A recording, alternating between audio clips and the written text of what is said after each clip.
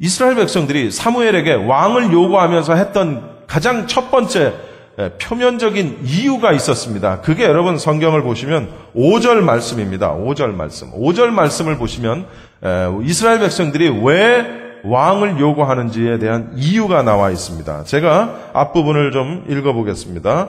그에게 이르되 보소서, 사무엘에게 말하는 겁니다. 당신은 늙고 당신의 아들들은 당신의 행위를 따르지 아니하니. 시작.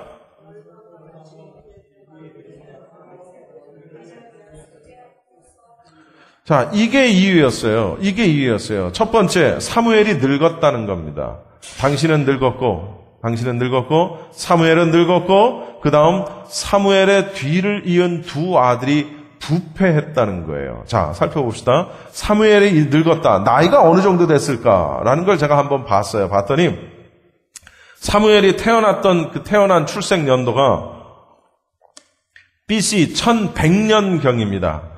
BC 1100년경에 사무엘이 태어났고 사무엘이 이제 드디어 등극한 연도가 BC 1050년이니까 대략 이때 사무엘의 나이가 약 50세 정도 된 나이입니다. 또 유태인의 탈무드에 보면 이때 사무엘의 나이가 52세였다, 52살이었다 라고 이렇게 또 탈무드에서도 보면 알려줍니다. 그러니까 사무엘의 나이가 52입니다. 52. 52인데 당신은 늙었다라고 이야기합니다. 그리고 또 하나, 사무엘에게는 두 명의 아들이 있었습니다. 요엘과 아비야라는 두 아들이 있었습니다. 여기서 말하는 요엘은 그 요엘서 선지자 그 요엘이 아닙니다. 동명이인인데 여기서 나오는 이 요엘은 사무엘의 아들인데, 근데 이 두 명의 아들이 아버지의 뒤를 이어서 사사가 됩니다. 그런데 이 두 사람이 사무엘 아버지처럼 하지 않아요. 마치 엘리 제사장의 두 아들 홈니와 비느하스처럼 자기들 멋대로 하는 거예요. 이 두 아들은 어떤 짓을 하냐면 뇌물을 받고 판결을 자기 멋대로 하는 거예요. 뇌물을 주면 뇌물을 준 사람한테 판결을 더 주고. 그런데 이 두 사람은 사사라고 성경에서 표현이 되어 있지만 사실은 사사는 하나님이 직접 세우시죠. 그렇죠? 지금까지 사사를 세우셨던 것처럼 사사는 하나님이 직접 세우십니다. 그 전에 이스라엘을 지도했던 또 다른 지도자들과 마찬가지로. 그런데 이 요엘과 아비야, 이 사무엘의 두 아들은 하나님께서 직접 사사로 세운 그런 인물이 아니었어요. 그러니까 이 두 사람은 정식적인 사사라기보다는 사무엘이 자기를 보조하는 일종의 보조자의 개념으로 세웠다라는 것을 우리가 알 수 있는 겁니다. 마치 이것은 모세가 옛날 이 이스라엘 백성들을 출애굽시키면서 행진할 때 참 많은 난관에 부딪혔을 때 그 모세의 장인 이드로가 얘기하죠. 혼자 이 모든 것을 어떻게 다 할 것이냐 하면서 보조자를 세울 것을 권면하는 그런 장면이 있었습니다. 기억나시죠? 마치 이와 같은 것입니다. 사무엘의 두 보조자의 역할을 했던 것이 이 두 아들인데 제대로 보조하지 않고 어떻게 했어요? 뇌물을 받고 편견을 갖고 다른 사람들을 이 판결을 굽게 했다. 아버지의 행실을 본받지 않고, 이게 왕을 필요로 하는 표면적인 이유였다라는 거죠. 얼핏 보면 그럴듯해요. 어쨌든 사무엘이 늙었다고 말을 하고 있고, 그리고 두 아들이 제대로 하지 않았기 때문에 이제 우리에게 왕이 필요하다. 일면 일리가 있는 말이고 어느 정도 공감대를 가질 수 있는 그런 요구이기도 했지만, 그러나 이건 어디까지나 이스라엘 백성들의 표면적인 이유였다는 겁니다. 그러면 이 사람들이 왕을 필요로 하는 직접적인 원인이 뭐냐? 그걸 하나님께서 지적을 하시는 거예요. 뭐라고요? 여러분이 읽으신 본문입니다. 7절입니다. 여호와께서 사무엘에게 이르시되 백성이 네게 한 말을 다 들으라. 왕을 요구하는 그 말을 다 들으라. 이는 그들이 너를 버림이 아니요 누굴 버림이라고요? 나를 버려 자기들의 왕이 되지 못하게 함이니라.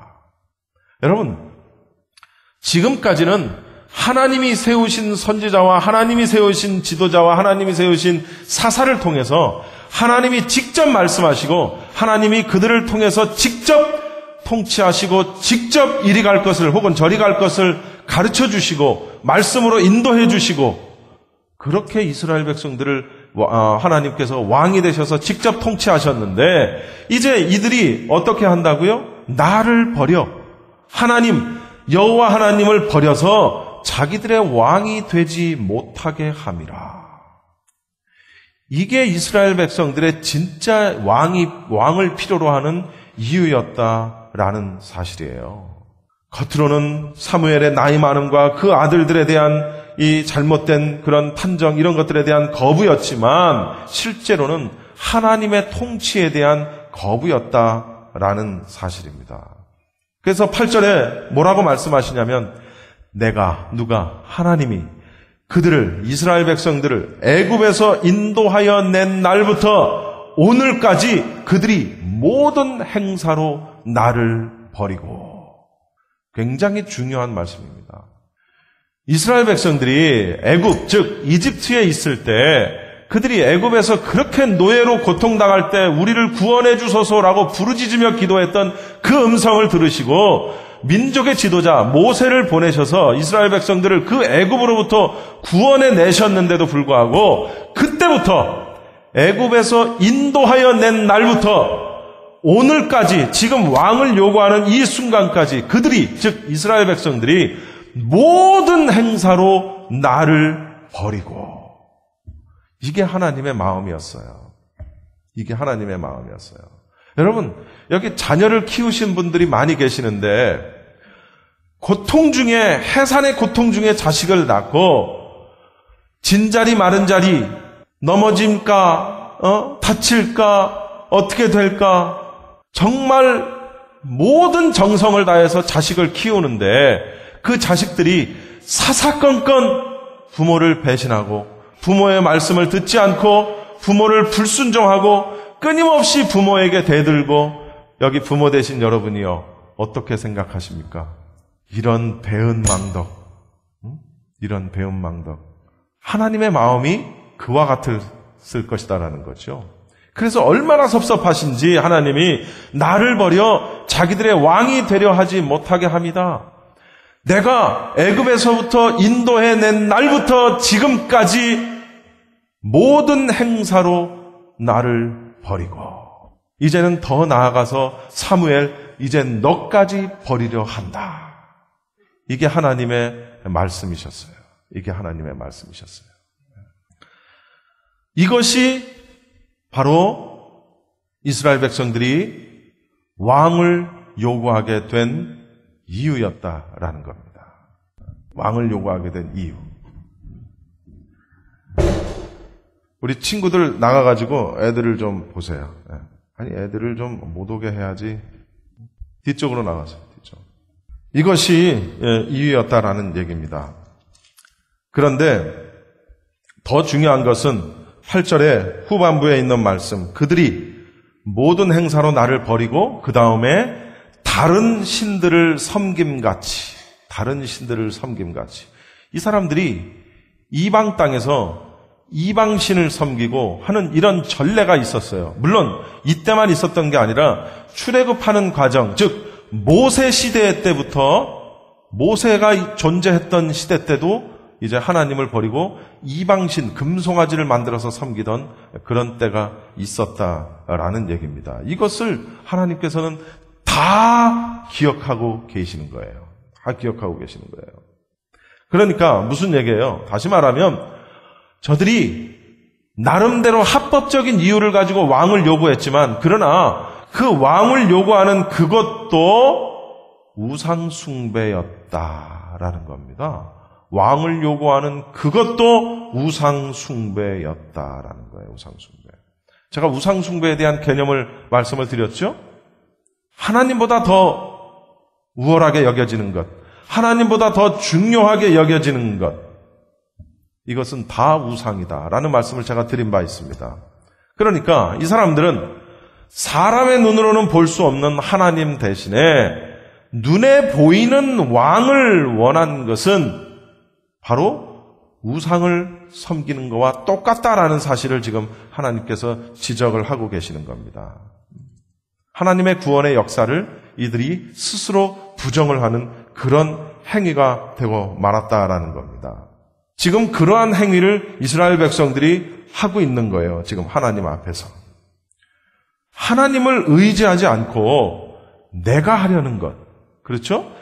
내 힘으로 하려는 것. 우리는 이런 것들을 흔히 얘기해서 자립심이 강하다. 독립심이 강하다. 아주 의지력이 뛰어난 사람이다. 이렇게 긍정적인 측면으로 바라볼 수 있는 것도 있을 수 있지만, 그러나 신앙적인 눈으로 보면 이런 것들은 내가 할 수 있다, 내 힘으로 할 수 있다, 이런 것들은 일종의 이것이 가장 큰 하나님 앞에서 교만이라는 것을 우리가 알아야 합니다. 그래서 어떤 사람들은 그러죠.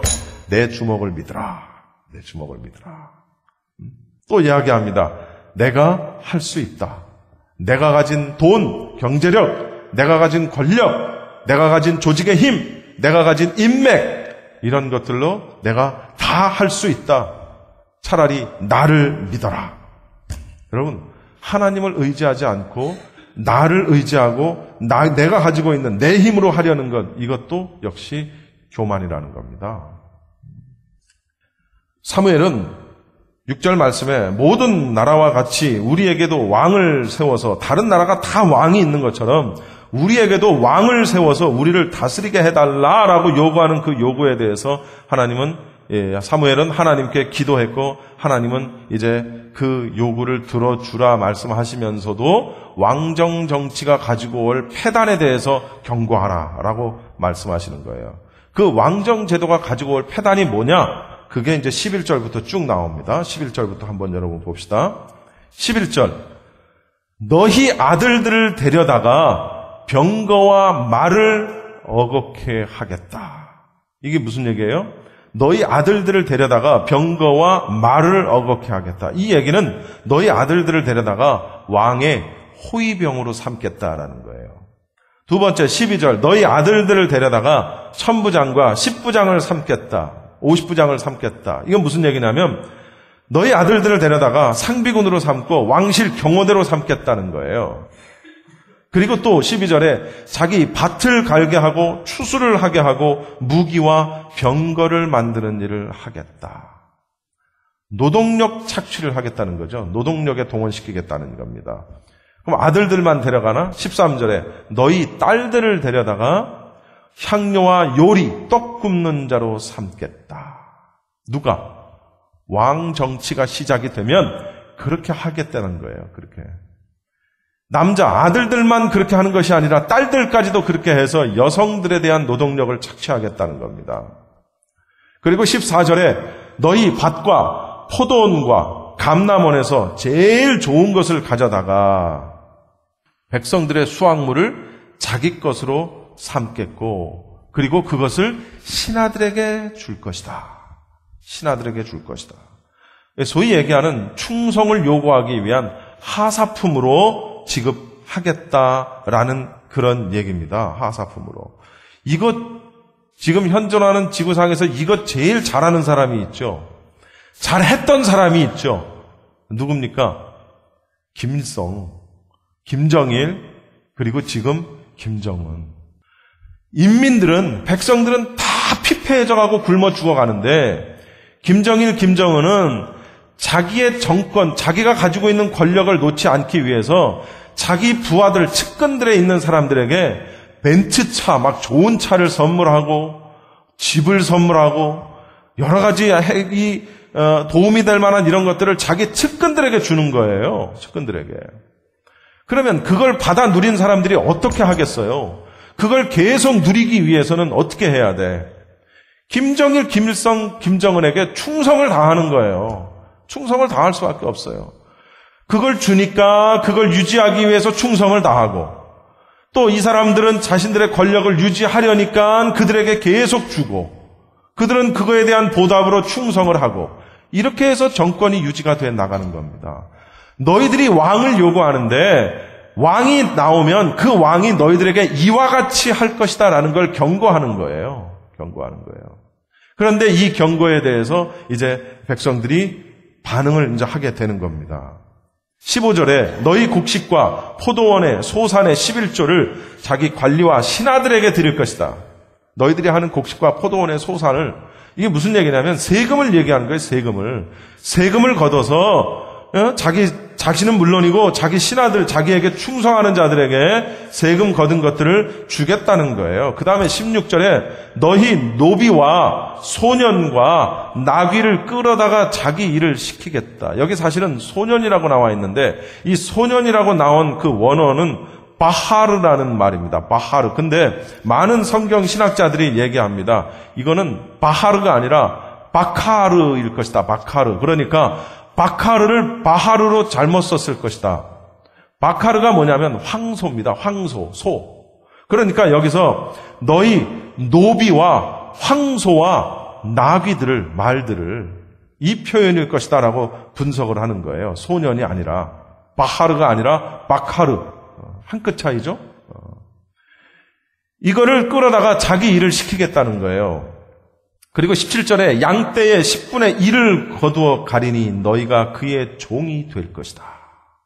여러분, 이제 왕정제도가 가지고 올 패단, 너희들이 왕정제도가 시작이 되면 어떤 괴로움을 너희들이 당할 것이다 라는 것을 7가지를 통해서 사무엘의 입을 통해서 경고를 했습니다. 두 개예요. 뭡니까?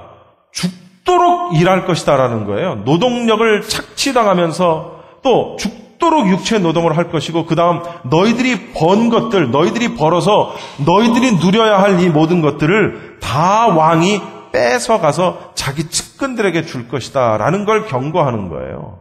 여러분, 이런 왕의 밑에 있는 백성들은 살 수가 없는 거죠. 피폐해져서 그들이 제대로 살 수가 없는 거예요. 분명히 사무엘의 입을 통해서 이러한 사실을 경고를 한 거예요. 이렇게 될 것이다 라는 사실을. 그런데 또 하나 아주 결정적인 경고를 합니다. 18절에 이러한 일을 당하는 너희들이 부르짖을 것이라는 거예요. 부르짖을 것이다. 왜? 마치 예전에 이스라엘의 조상들이 그랬던 것처럼 애굽에서 벽돌 만드는 일을 하면서 고통받던 그들이 너무너무 고통스럽고 힘들어서 여호와 하나님께 우리를 구원해 주소서라고 부르짖었던 것처럼 이스라엘 백성들이 그 왕의 밑에서 이런 그 피폐한 삶을 살다가 결국은 부르짖을 것이라는 거죠. 또 역시 너희들의 조상들이 그랬던 것처럼, 그런데 너희들이 조상들이 그랬던 것처럼 부르짖겠지만 예전에는 하나님이 그 부르짖음을 들으시고 구원자 모세를 보내주셨는데 이제는 너희들이 부르짖을지라도, 고통 속에 부르짖을지라도 내가 돌아보지 않을 것이다 라고 말씀하시는 거예요. 이게 무서운 거예요. 이게 예전에는 고통 중에 부르짖으면 그 고통을 들으시고 돌아보시고 모세도 보내주셨고 여호수아 또 쭉 사사들 이방 민족에 의해서 고통당할 때 하나님께서 사사를 보내셔서 구원해 주시고 평화의 시대가 도래하고 이런 것들이 계속해서 반복되었지만 이제 왕이 있고 난 다음부터는 너희들이 부르짖을지라도 내가 돌아보지 않을 것이다 라고 결정적인 경고를 하시는 겁니다. 실제로 이제 앞으로 살펴보겠지만 열왕기상이라든지 이 열왕기상하라든지 예레미야라든지 이런 것을 보면 이스라엘의 여러 왕들에 대한 이야기가 나옵니다. 이 왕에 대한 이야기 가운데 보면 소위 얘기하는 네로 왕같이 아주 폭정을 휘두른 왕이 여러 있습니다. 이제 그런 장면이 앞으로 나오게 돼요. 하나님의 뜻을 버리고 인간적인 동기에서 왕을 요구했던 그들의 결과가 어떤 것인지를 이제 성경을 통해서 이제 우리가 살펴볼 수 있다는 겁니다. 이런 경고를 들은 이스라엘이 심지어 너희가 부르짖을 것이고 그 부르짖음에 내가 돌아보지 않을 것이다라는 경고까지도 했는데도 그들이 결국은 왕을 요구하는 겁니다. 그래도 왕을 달라는 거예요. 그래도 좋으니까, 죽어도 좋으니까 우리에게 왕을 달라라고 이야기하는 겁니다. 이게 이스라엘 백성들의 결정적인 실수였다는 거죠. 잘못된 선택이었다는 겁니다. 결국은 하나님께서 마지막 절에 그들의 요구에 대해서 허락을 하시는 겁니다.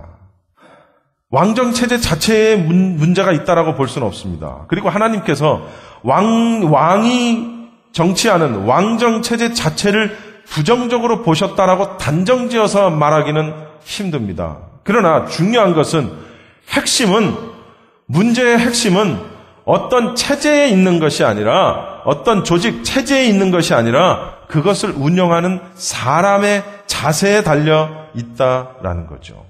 무슨 얘기냐면 지금 이스라엘 백성들이 왜 이렇게 많은 세월 동안 고통을 당하는가? 왜 이웃 국가들에 의해서 이렇게 침략을 당하고 나면 그냥 많은 사람들이 죽고 그들의 노예가 되고 우리가 수확한 물건을 이방 족속들에 의해서 빼앗김을 당하고 하는 이러한 일들을 왜 당하는가를 이스라엘 백성들이 생각했어야 되는 거죠. 그리고 자신들의 잘못임을 정말 근본적으로 깨달았어야 됨에도 불구하고 이런 어려움이 자기들의 죄악에 있음을 깨닫지 못한 채 왕이 필요하다. 왕이 있어야 되겠다. 다른 나라 국가들이 왕이 있는 것처럼 우리도 왕이 있으면 아주 강력한 국가가 될 것이다 라고 생각을 했다라는 겁니다.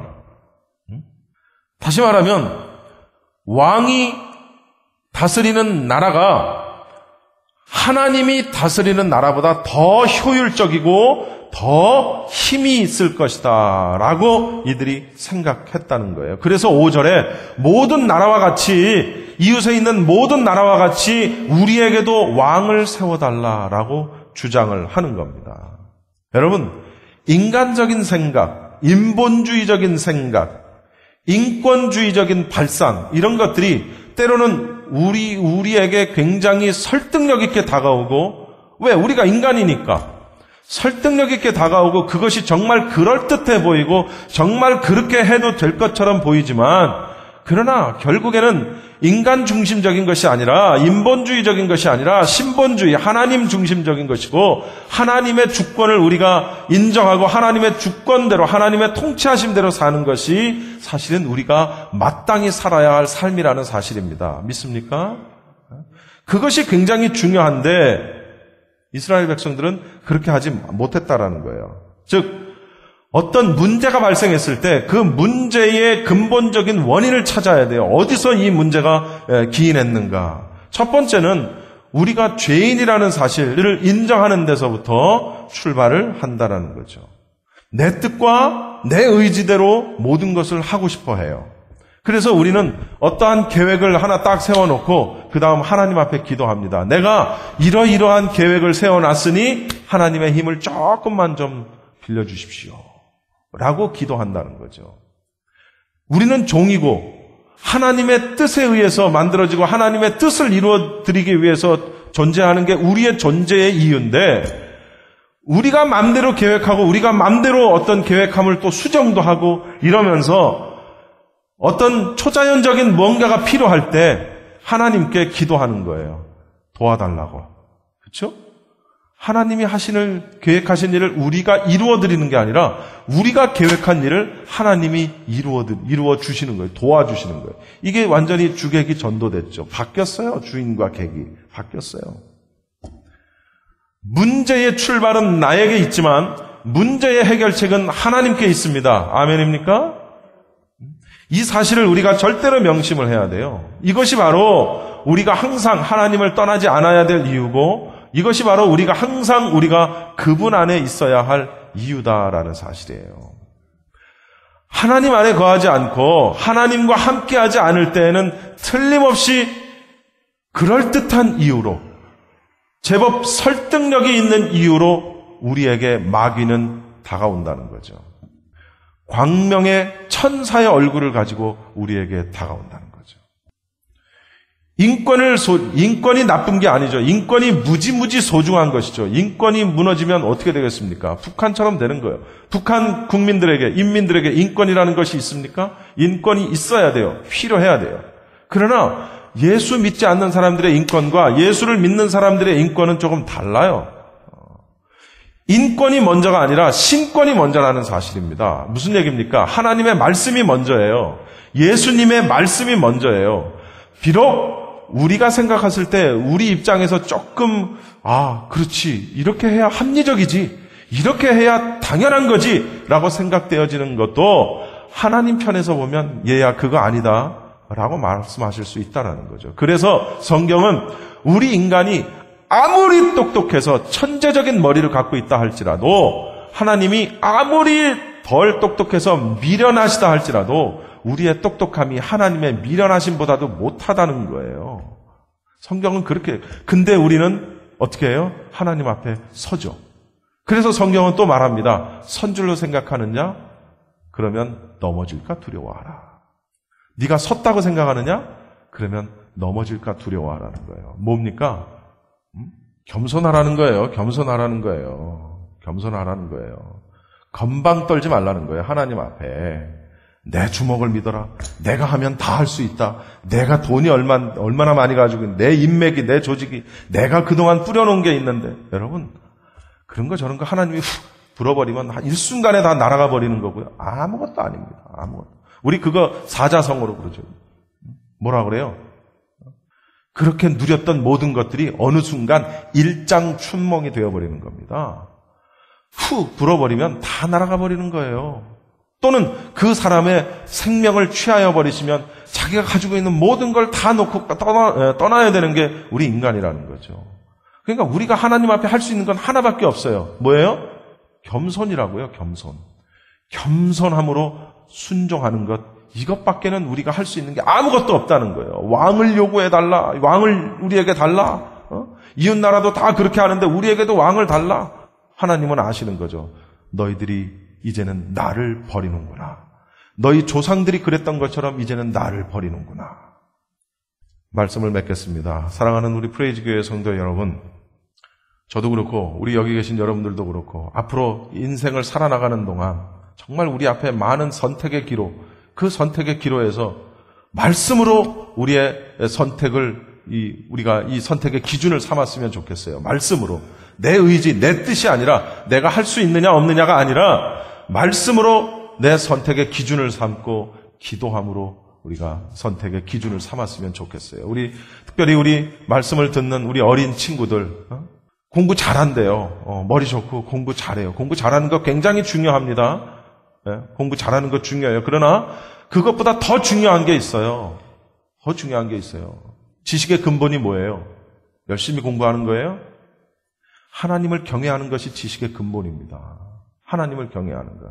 여러분이 수학을 아무리 잘해도, 영어를 아무리 잘해도 하나님이 그 마음속에 없고 하나님을 경외하는, 여호와를 경외하는 마음이 여러분 안에 없으면 여러분이 공부하는 그 지식은 다 쓸데없는 거예요. 쓸데없는 거. 뭐 세상적으로 조금 더 좋은 직업을 가질 수 있을런지 모르고 또 좀 좋은 위치에 올라갈 수 있을런지 모르지만, 그러나 그것도 하나님이 불어버리시면 다 일순간에 날아가 버린 그런 것이다라는 거죠. 하나님을 섬기는 것, 하나님을 최우선주의로 하는 것, 그것이 바로 우리가 마땅히 가져야 할 삶의 선택이요 태도라는 것을 다 믿으시기 바랍니다.